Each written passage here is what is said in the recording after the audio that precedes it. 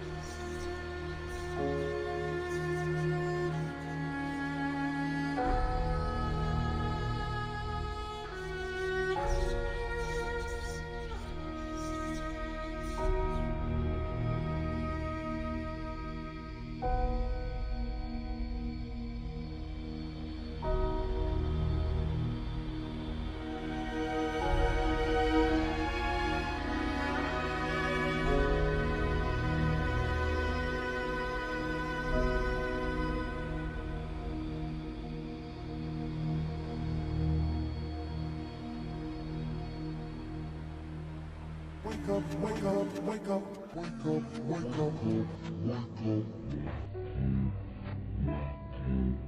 There was a time in America when sunset didn't signal the end of the day. For many Black Americans, it marked a deadline, a warning, a threat.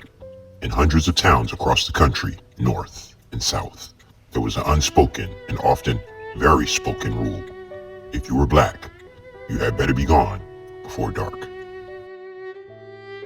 What were sundown towns? Sundown towns were all white communities that banned African Americans and sometimes other people of color from staying overnight. This wasn't just about racism whispered behind closed doors. It was written into local ordinances, enforced by police and backed up by mobs, violence, and terror. Some people posted explicit signs at city limits. Others used code or intimidation, but the message was the same. You are not welcome here.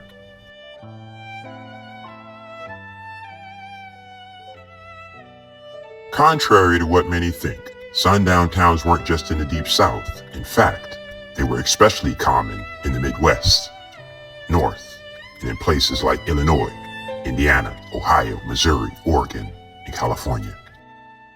From Anna, Illinois, known cruelly as Ain't No Allowed, to towns like Parsons, Kansas, Darien, Georgia, Vandalia, Louisiana, Forsyth County, Coleman, Alabama, to name a few. Black travelers learned to carry the Green Book, a guide where they could eat, sleep, and survive while on the road.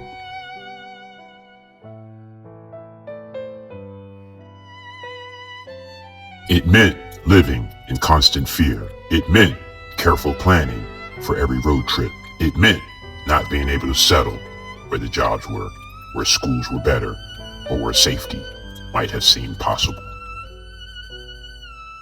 It meant that freedom, even after emancipation, even after World War II, even during the Civil Rights Movement, was still conditional.